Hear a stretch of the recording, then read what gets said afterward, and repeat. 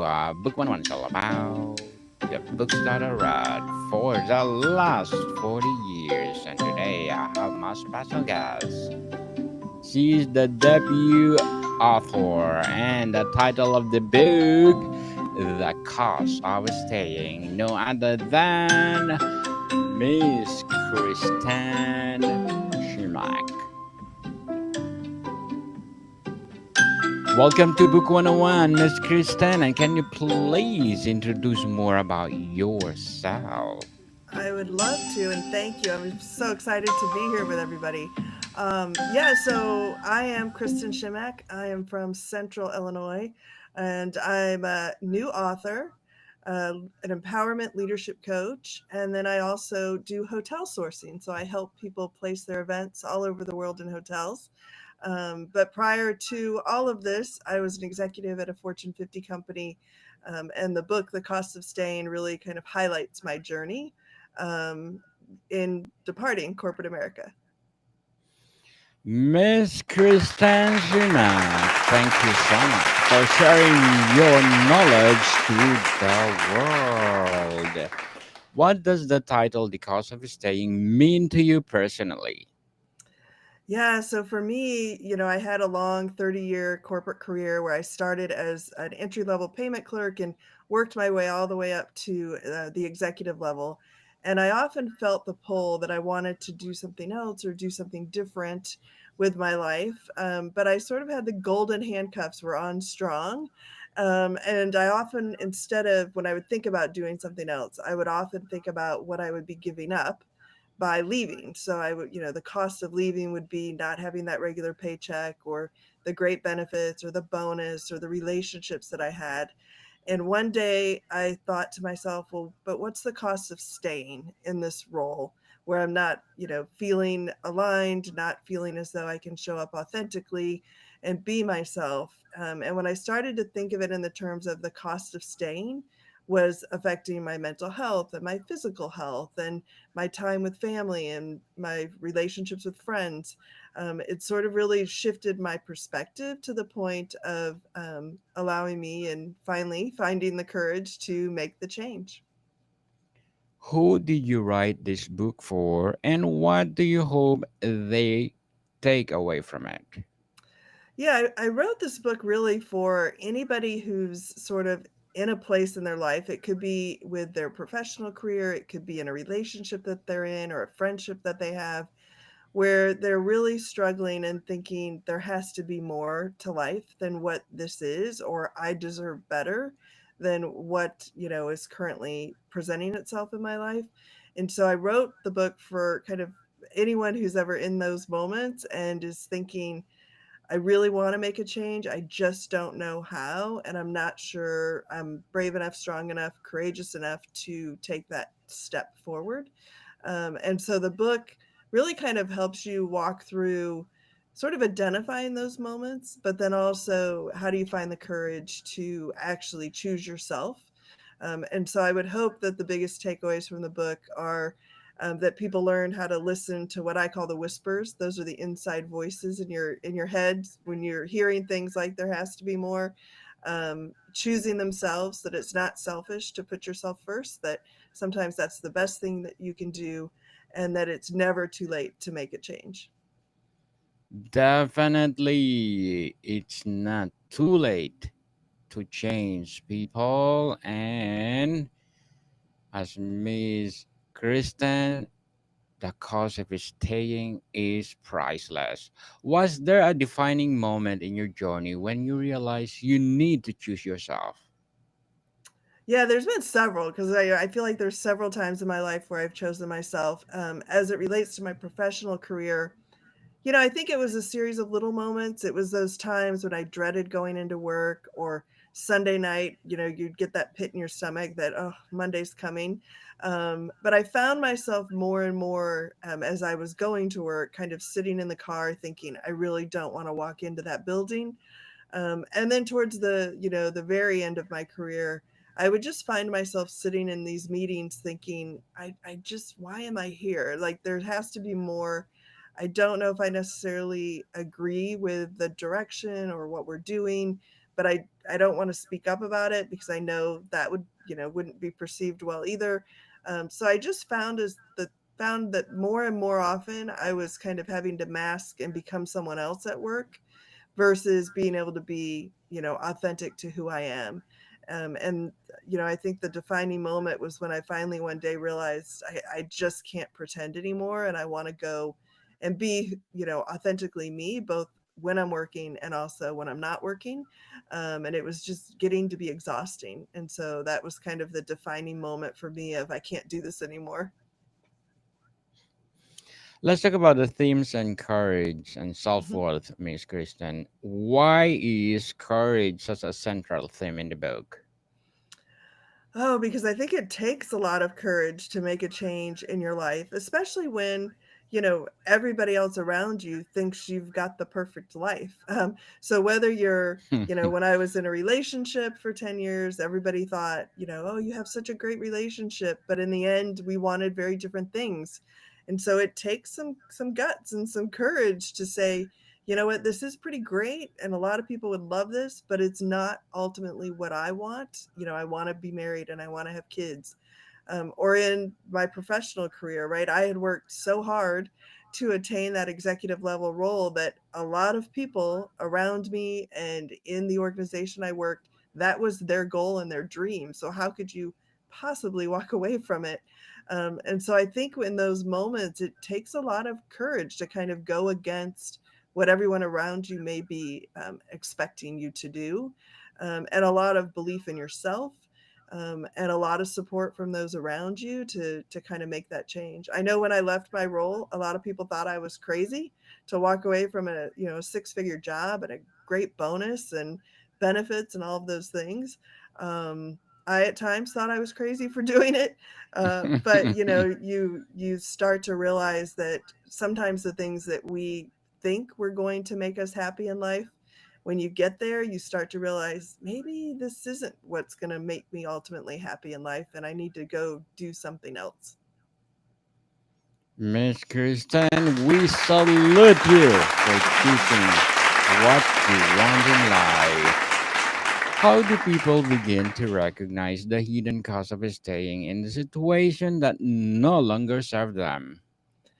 Yeah, so in the book, the first part of the book, I introduced a concept called the growth through grief spiral because I've found in my life the moments when I've grown the most, there's also been sort of grief associated with them.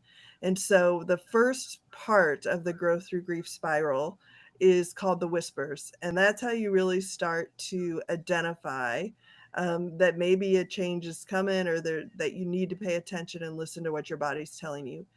They often start in physical form first. And I talked a little bit about these, right? The pit in your stomach, the dread on Sunday nights, the constant sort of whisper, like there has to be more than this, or I know I found myself often thinking, how many days till I can retire? So those are sort of the signs. They'll usually start physical, and then you'll start to hear, and they'll grow louder and louder. The internal voices telling you that you're not. This doesn't feel right. I'm not aligned. There's got to be more. And so as you start to really listen to those, and when you're feeling them, stop yourself and think, what caused me to feel that way? You can start to identify maybe the things or the areas of your life that you need to make changes. So for me, going into work, I began to realize that I didn't have a headache on the majority of the weekend, or I didn't have that pit in my stomach until Sunday night. And when I started to kind of write down when I was feeling those things, I could start to identify it was when I had to engage with certain people at work, or when I had to go to work, or when there was a meeting coming up. And those were sort of my clues to say, okay, my body's trying to tell me something that my mind probably knows, but things just aren't right now. And what do I need to do to make a change, so that I'm better aligned and I'm not having those physical kind of symptoms as well? What are some subtle signs that it's time to live, whether it's a job, relationship, or mindset? Oh yeah, there's a lot of them. I know for me, it really showed up in the forms of, I didn't feel like I could express myself. You know, when I was starting to really hold back on how I was showing up and what I was saying. I know for the clients that I work with, for a lot of them, it shows up in the form of disengagement. So they'll start to check out mentally from work. You know, it becomes just a job, and they show up, they do their job, they leave, but they're not engaging. They're not really interested in making things better there. So it can show up in disengagement. It can show up in just how you generally feel. You could start. I had one client, for instance, who was just exhausted. Anytime work would come up, her heart would race. She would get absolutely exhausted and just want to take a nap. And so it shows up in many, many forms. And it's really taking the time to not dismiss it as, oh, I must have not slept well last night, or, oh, the weather's probably causing me to have a headache. But really take some time and some space and write down, when are you feeling these things? What were you doing, or what were you getting ready to do? So that you can start to really track down what is causing it. And then that'll help you identify what maybe needs to change. Miss Kristen, let's talk about the practical insights and tools of the book. What are some of the practical tools or frameworks in your book that help people take action? Absolutely. So within the book, I mentioned it, the Grow Through Grief spiral. It's called a spiral because it's not a linear process. So right as you make changes and as you grow, it really you could come upon harder moments where you're back to the beginning of the spiral. So it's a continual evolution. But the phases in the growth through grief spiral are the whispers. So that's kind of listening to what your body and your mind and all those inside voices are trying to tell you, um, followed by letting go. So once you've sort of identified what they're trying to tell you, learning how, or even identifying how to let go of things, then there's possibilities is the third stage, which is then once you start to let go, you can make space and dream up what are the possibilities that are out there, and then integration. So how do you pull it all together to really live the most authentic life? So throughout the book, it's divided into the four sections related to each of those phases in the growth through grief spiral. And there's a chapter in each of those phases that have really actionable exercises to help you walk through everything from identifying your core values and defining what they mean to you, and how, when do you feel out of alignment with those in your life, all the way through, writing yourself a permission slip to maybe redefine how you see success. And so it kind of walks you through step by step how you can go through each stage of the spiral. Miss Kristen, can you share a breakthrough moment from a reader or client who applied your book's lessons? Yeah, absolutely. So, when I work with a client, I usually almost always start what I call at the very beginning, which is the whispers, and helping people really get in touch with what's going on inside, and then how that relates to the situation that they're in. So, we do a lot of work around asking questions like, what did you love to do when you were 5 years old? What did you love to do when you were 12 years old? And I had a client in particular, when we started with those questions, at first she really had a hard time kind of thinking back to, well, that was 5 years old, that's a long time ago. But once, we really kind of got into those questions and she took some time and spent some time with them, the things that she really loved doing, she realized that she still loved doing those things, which were reading, organizing things for her friends, organizing, like school activities and teaching, playing school when she was little. She realized that of those things, none of them were present in her professional career.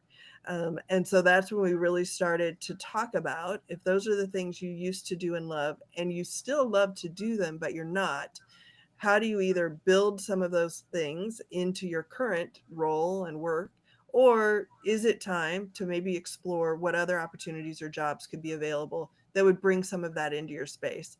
And so she ended up staying at her current organization where she was at, but in discussions with her leadership, started to become more involved in developing the training for their teams, being responsible for training new team members, and it just gave her, a very different energy about her work that she's now super satisfied with and loves being responsible for that training piece with all of her new team members.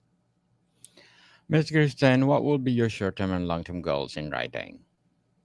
Yeah, so my short-term goal, the book's only been out a couple weeks, so the short-term goal is just to continue to get the that book out, and I would love to end up doing some retreats where I bring people together to talk about the stages in the book. I am a strong believer in we learn the most not only just from working one-on-one with a coach, but working with others who maybe are going through similar situations and helping them with their journeys. So I would love to do retreats.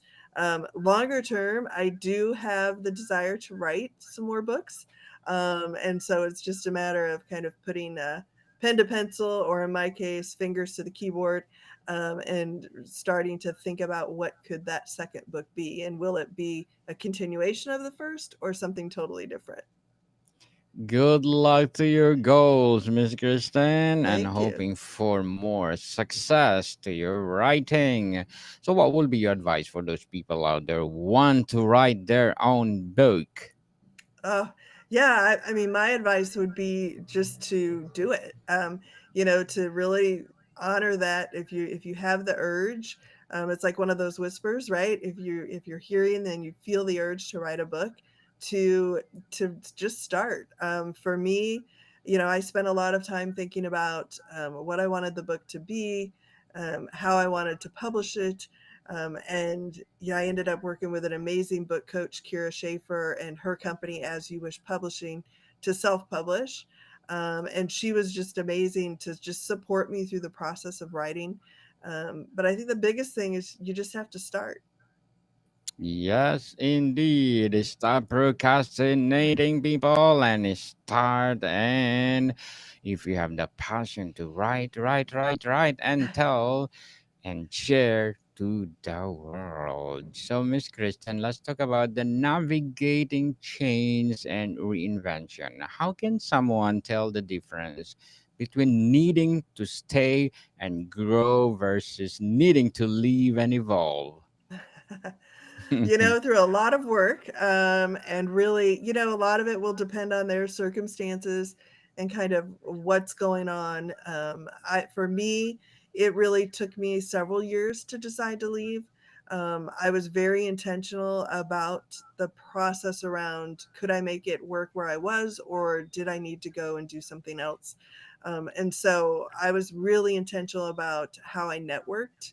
I spent and I work with my clients a lot on, before you leave someplace, because it's not always better on the other side. Before you leave, make sure you explore all of your options and to have a plan.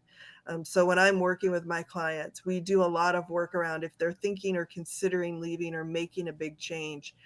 We talk about how they can network different, how they can show up on platforms like LinkedIn differently, how they can join groups to get different perspectives and meet people that are maybe in the company or the place where they ultimately are thinking they want to be. And then so we'll explore that route, but we always explore what would need to change where I am to make me feel comfortable staying. And I think as you do both of those paths in parallel, the answers generally reveal themselves on which way is going to be best for you. There's a million things to consider beyond just yourself and what you personally would like to do, right? There's financial considerations, there's family considerations. And so I am a firm believer in you need to explore both. And eventually you'll get to the place of which one's the best for me and my family at this time. And I think working with a coach, I worked with a coach that was completely outside of the organization I worked for, outside of my group of close people, that was really able to help me and kind of push my thinking around staying or going. Miss Kristen, how do you handle the grief or guilt that can come with walking away from something stable? Yeah, it's interesting because, right, I chose to walk away. I was excited about walking away, but it still came with elements of grief and growth and things that you had to learn to let go of. And some of that is related to what others' expectations are of you.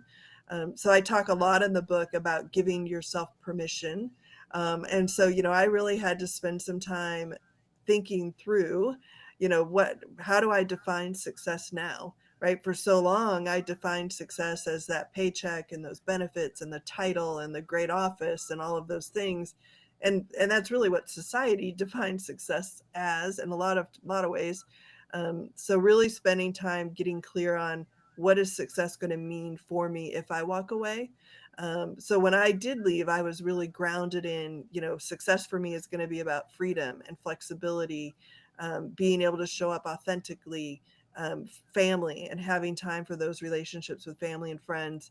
And because of that, it really helped focus me on those things, which made giving up the others a little bit easier. But you do still have to kind of process, I no longer have that title. I no longer work for that big company. And so it does impact, all of your relationships and kind of how you show up. And it's a long process to learn to kind of redefine yourself, but it's exciting and fun all at the same time. Definitely. So, Miss Kristen, before we wrap up our discussion for today, I'm inviting you to please do listen to my other podcast, which is Abstract Essay in its fifth season already, people. Fifth season. Abstract Essay in its second season. Book 101 review in fifth season two. Comedy 101 in the second season. And Food 101 in its fifth season. Geography 101 in its third season. People, same with Love Letters, my baby podcast, Mental Health 101, and Movie 101 review in third season, as well as Music 101. Please do listen to them wherever you listen your podcast. Miss Kristen, if you could say one thing to someone right now who feels stuck but afraid to move, what would it be? Oh, I would say it's never too late to get unstuck. That there are a lot of people out there cheering for you, rooting for you. There's so much more to life than being in a place that you feel stuck at. And so to reach out, whether it's to me, you can reach me on my website, kristenchimack.com, or on LinkedIn, or to another coach or mental health professional that you know. It is well worth the time to help you get unstuck because there's a whole life out there waiting for you. Definitely, Miss Christine Schumann. Thank you so much for sharing the cost of staying, and we are looking for more and more and more empowering books like this to come. So, can you please invite our listeners to support your book? Absolutely. So my book is available on Amazon.com, and you can reach me on my website, KristenSchimack.com. Yes, people, let's support Miss Kristen Chimack because if you support her, as I said, more and more and more empowering books like this to come. Miss Kristen, thank you so much for your time. Thank you. Bodycon people, see you soon.